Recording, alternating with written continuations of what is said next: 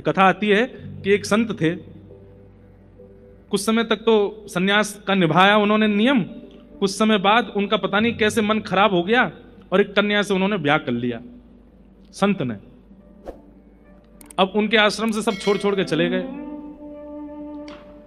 इधर देखो, इधर देखो, ध्यान से सुनो, सब छोड़ छोड़ के चले गए। लेकिन एक भक्त था, वो नहीं गया। उसको अपने गुरुजी में इतनी निष्ठा थी कि बोले इनको छोड़ के नहीं जाऊंगा मैं। कईयों ने समझाया, बोले तुम्हारे गुरुजी ने गलत काम कर दिया। बोले कोई बात नहीं, फिर भी नहीं छोड़ के जाऊंगा मैं। अब एक बार इनके चरण पकड़ लिए, अब नहीं छोड़ूंगा। तो गुरुजी और नई गुरु मां भी आ गई थी, दोनों ही उससे सेवा कराते थे अपनी। एक दिन ठाकुर जी को जब ये बात पता चली कि भाई एक ऐसा भक्त है, उसके गुरुजी ने गलत काम कर दिया, फिर भी उसने नहीं छोड़े गुरुजी, तो ठाकुर जी बोले ऐसे गुरु निष्ठावान को तो हम वैकुंठ लेकर के आएंगे। भगवान गरुण जी लेकर के आ गए आश्रम में। अर्धरात्रि 2:30 बजे ठाकुर जी पहुंचे। अंदर कक्ष में गुरुजी गुरु मां सोए थे, बाहर आंगन में वो भक्त सोया था। ठाकुर जी जाके उसको उठाए, ए सुनो उठो। नेत्र खोल करके देखा तो भगवान शंख चक्र गदा पद्मधारी सामने खड़े। देख करके वो तो पहले विश्वास नहीं कर पाया। बोला आप? बोले हम नारायण हैं, तुमको लेने आए। अच्छा, मैंने ऐसा क्या किया जिसके लिए आप मुझे लेने आए? बोले तुम्हारी गुरु निष्ठा, तुम्हारे गुरुजी अपनी स्थिति से पतित हो गए, लेकिन फिर भी तुमने उनका त्याग नहीं किया। ये गुरु के प्रति, गुरु तुम्हारे हैं तो गलत किया उन्होंने, लेकिन तुमने फिर भी उनका त्याग नहीं किया। इससे हमको बड़ी प्रसन्नता है। चलो हम तुमको ले जाने आए। बैठो गरुण जी पे। स्वर्ण की आकृति में ऐसे पंख गरुण जी के देख करके वो तो मंत्रमुग्ध हो गया। जैसे ही बैठने लगा ठाकुर जी के साथ, बोला गुरु जी से आज्ञा ले लूं? ठाकुर जी बोले हम कह रहे हैं प्रत्यक्ष प्रकट होकर के तुमसे चलो, अब गुरु जी की क्या जरूरत है? नहीं नहीं प्रभु, ऐसा कृतज्ञ हमको नहीं होना चाहिए।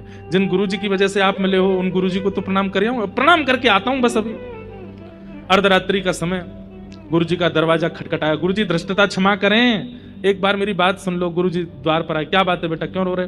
गुरु जी प्रणाम करने आया। खूब रोया। तो क्या बात है? बोले ठाकुर जी लेने आए, मैं वैकुंठ जा रहा हूं और सब आपकी कृपा है, आपके चरणों के आश्रय से मुझे वैकुंठ मिल रहा है। गुरु जी कहां है ठाकुर जी? बोले बाहर खड़े हैं, गरुड़ पे बैठे हैं। गुरु जी ने देखे तो गुरु जी को नहीं दिखे। बोले हमें तो दिख नहीं रहे। अरे बैठे तो है सामने, नीलमणि जैसे चमक रहे हैं, वो मुझे नहीं दिख रहे। एक बार ठाकुर जी से कह तो आओ कि हमको भी दर्शन देते हैं। गुरु जी ने वो जो कन्या थी उसको बोला जल्दी आ, ठाकुर जी दर्शन देंगे।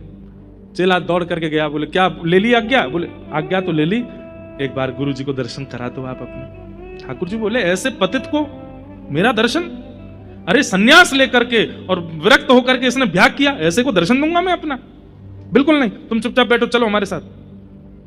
बोला मेरे गुरु जी हैं, उनकी कृपा से तो सब मुझे प्राप्त हुआ, उनको मैं दर्शन भी नहीं करवा पाया आपके, तो फिर मेरा शिष्यत्व कैसा? ठाकुर जी बोले नहीं दर्शन तो नहीं होंगे। तो चेला बोला तो फिर आप चले जाओ, मुझे भी नहीं जाना, मैं अपने गुरु जी के पास ही रहूंगा। भगवान बोले मतलब दर्शन नहीं दूंगा तो तू जाएगा ही नहीं वैकुंठ? मैं लेने आया हूं, मेरे साथ नहीं जाएगा? बोले नहीं जाऊंगा, पहले गुरु जी को दर्शन दो। ठाकुर जी प्रकट हो गए, गुस्से में देख रहे थे गुरु जी को। बोले तुम्हारी योग्यता नहीं है, ये चेला की वजह से तुमको दर्शन हो रहे हैं, कर लो। गुरु जी हो गए दर्शन? बोले बहुत गुस्सा में हो रहे हैं, यूं कह दो ना कि मुस्कुरा जाए।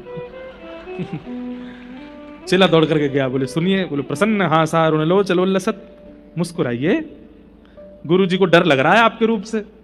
ठाकुर जी बोले तू चल रहा है कि नहीं? बोले मैं नहीं जाऊंगा, पहले हंस के दर्शन दो। ठाकुर जी हंस गए, मंद मंद मुस्कान लगे। गुरु जी अब आज्ञा? हाँ बेटा जाओ, लेकिन हम तो यही सोच रहे हैं तुम तो चले जाओगे, अब हमारा ध्यान कौन रखेगा पीछे से? गुरु जी आप आज्ञा करें तो मैं नहीं जाऊंगा। अरे नहीं नहीं बेटा जाना चाहिए, ठाकुर जी आए हैं। लेकिन तुम देख लो, अगर थोड़ी गरुण जी पर जगह बची हो तो हमको भी ले चलो। चेला तो नाचने लगा, अरे गुरुजी ये तो आनंद ही आ जाएगा, वैकुंठ में भी आपकी सेवा करने को मिलेगी। दौड़ करके गया। बोले सुनिए थोड़ा आगे खिसको आप। बोले क्यों, क्या हो गया? गुरुजी भी चलेंगे साथ। ठाकुर जी बोले खबरदार देखना भी नहीं गरुड़ की ओर, इतना तुम्हारा पतित गुरु, उसको लेके जाऊंगा मैं वैकुंठ? आप चले जाओ, फिर मुझे भी नहीं जाना, मेरे गुरुजी जाएंगे तो मैं जाऊंगा। ठाकुर जी खिसक गए आगे। बोले लेके आओ गुरु जी को, बैठा इसको। और गुरु जी को ठाकुर जी सुनाते जा रहे हैं तेरी योग्यता नहीं है, मैं तुझसे बिल्कुल प्रसन्न नहीं हूं, पर ये तेरा चेला, इसने मेरा मन जीत लिया, इसी की वजह से तुम जा रहे हो। ठाकुर जी बैठ गए, ठाकुर जी के पीछे चेलाराम, चेलाराम के पीछे गुरु जी, और वो कन्या खड़ी खड़ी रो रही थी। बोले हमें भी ले चलते। तो गुरु जी धीरे से चेला से बोले बेटा है तो तुम्हारी गुरु माँ, इसको भी ले चलो। इतने में चेला बोला सुनिए ठाकुर जी, उड़ना नहीं अभी, उनको भी ले चलो। बोले इसको तो बिल्कुल नहीं लेके जाऊंगा, इसकी वजह से एक सन्यासी अपने धर्म से च्युत हो गया, इसको लेके जाऊंगा मैं। तो बोले वो नहीं जाएंगी तो गुरुजी नहीं जाएंगे, गुरुजी नहीं जाएंगे तो मैं भी नहीं जाऊंगा, आप चले जाओ अकेले। अंत तो गत्वा ठाकुर जी को नार पे बैठना पड़ा गरुण जी की। क्यों? चेलाराम, गुरुजी और वो कन्या सबको लेकर के ठाकुर जी वैकुंठ गए। किस लिए? ठाकुर जी नाराज हैं गुरु जी से, पर ब्रह्म नाराज हैं, लेकिन एक भक्त जो ठाकुर जी को प्रिय है वो उससे प्रेम करता है। इसलिए ठाकुर जी भले ही नाराज बैठे रहो, फिर भी कृपा करनी तो पड़ेगी, क्योंकि आपका भक्त उससे प्रसन्न है। आप नाराज हो तो क्या होता है, आपका प्रेमी उससे प्रसन्न है ना। इसलिए ठाकुर जी आपसे रूठ जाएं, ठाकुर जी आपसे नाराज हो जाएं,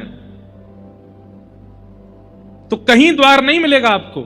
लेकिन कोई वैष्णव भक्त प्रयच्छति गुरु प्रीतो वैकुंठम योग दुर्लभम, लेकिन गुरु प्रसन्न हो जाए तो ठाकुर जी को वैकुंठ के द्वार खोलने पड़ेंगे, वो नहीं रह सकते।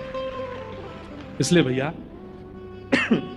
आचार्य प्रसन्नता, भगवत प्रसन्नता, वैष्णव प्रसन्नता, ये ठाकुर जी की प्रसन्नता से भी ऊपर है। एक बार प्रहलाद जी नरसिंह भगवान की सेवा कर रहे थे शालिग्राम रूप में। इतने में ही नारद जी आए। नारद जी कौन है? प्रहलाद जी के गुरु जी। तो नारद जी आए तो प्रहलाद जी ने अपने सेवकों ने आगे कहा, बोले गुरु जी आए हैं नारद जी महाराज। प्रहलाद जी बोले देख नहीं रहा मैं सेवा कर रहा हूं, गुरु जी से कहो थोड़ी देर बैठेंगे। अभिमान, तनिक अभिमान आ गया। वैसे ये कोई अभिमान वास्तव में प्रहलाद जी में नहीं आया था, ये केवल एक लीला थी। सेवकों ने जाकर के गुरु जी से कहा गुरु जी अभी बैठ जाइए, महाराज जी सेवा कर रहे हैं। अब प्रहलाद जी इस बात को जानते हैं कि नारद जी कहीं बैठते नहीं है, वो भ्रमण करते रहते हैं। अगर उनसे उसी समय नहीं मिलोगे तो इतनी देर में तो चले जाते हैं। लेकिन फिर भी प्रहलाद जी ने कहा कि गुरु जी से कह दो ना एक देर बैठे। नारद जी हंसने लगे, बोले कि प्रहलाद अच्छे से जानते हैं कि हम कहीं बैठते नहीं है, फिर भी उन्होंने ऐसा कहा कि गुरु जी से कहो बैठे। इसका मतलब है कि अब श्रेष्ठ हो गए प्रहलाद। ठीक है, आप मेरी प्रणाम कर देना, मैं चलता हूं। और प्रहलाद जी के यहां से ठाकुर जी, वो नारद जी चले गए। मतलब पहले हमने सुनाया था कि भगवान नाराज हो जाए तो क्या होता है, अब सुनिए अगर भक्त नाराज हो जाए तो क्या होता है। नारद जी चले गए। अब नारद जी जैसे गए तो प्रहलाद जी आए, सेवकों से पूछा कहां है गुरु जी? बोले वो तो चले गए। प्रहलाद जी बोले गुरु जी में भी धैर्य नहीं है, 1 मिनट भी नहीं बैठे, चले गए इतनी जल्दी। चलो कोई बात नहीं। ऐसा अभिमान तनिक उनके चित्त में आया कि अब उनके भाव से, अब उनके ध्यान से ठाकुर जी की जितनी स्मृति और स्मरण शक्ति थी वो सब वहां से प्रस्थान करने लगी।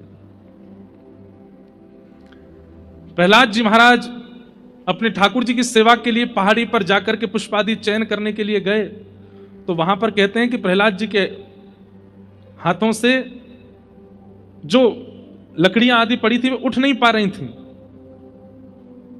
ठाकुर जी से निवेदन किया, भगवान ये कैसी लीला हो रही है, ये मैं सेवा के लिए सामग्री इकट्ठी क्यों नहीं कर पा रहा हूं। ठाकुर जी बोले